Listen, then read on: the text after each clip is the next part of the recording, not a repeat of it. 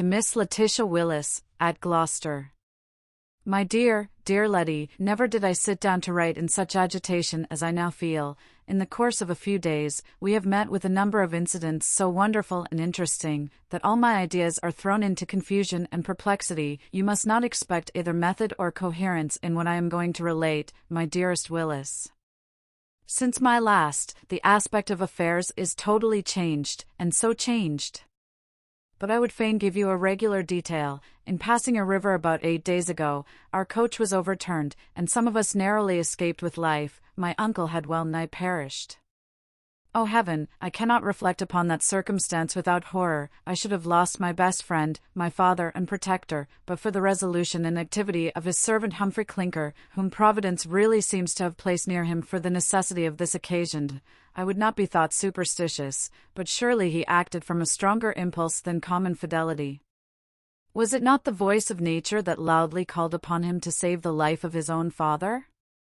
For, Letty, it was discovered that Humphrey Clinker was my uncle's natural son.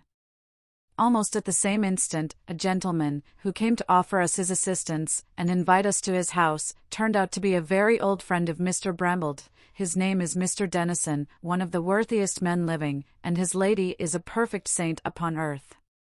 They have an only son. Who do you think is this only son? Oh Letty, oh gracious heaven! How my heart palpitates when I tell you that this only son of Mr. Denison's is that very identical youth who, under the name of Wilson, has made such ravage in my heart. Yes, my dear friend.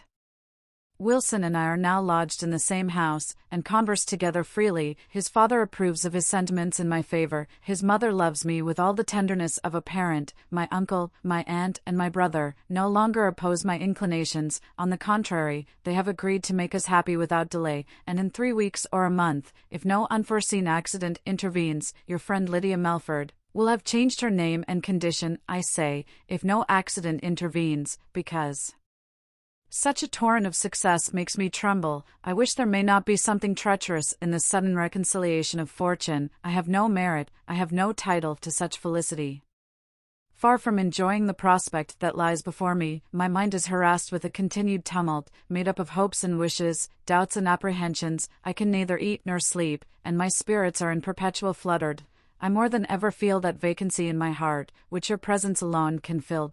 The mind, in every disquiet, seeks to repose itself on the bosom of a friend, and this is such a trial as I really know not how to support without your company and counsel. I must, therefore, dear Letty, put your friendship to the test. I must beg you will come and do the last offices of maidenhood to your companion Lydia Melford. This letter goes enclosed in one to our worthy governess, from Mrs. Denison, entreating her to interpose with your mamma, that you may be allowed to favor us with your company on this occasion, and I flatter myself that no material objection can be made to our request. The distance from hence to Gloucester does not exceed 100 miles, and the roads are good. Mr. Clinker, alias Lloyd, shall be sent over to attend your motions. If you step into the post-chaise, with your maid Betty Barker, at 7 in the morning, you will arrive by 4 in the afternoon at the halfway house, where there is good accommodation. There you shall be met by my brother and myself, who will next day conduct you to this place, where, I am sure, you will find yourself perfectly at your case in the midst of an agreeable society. Dear Letty, I will take no refusal. If you have any friendship, any humanity, you will come to.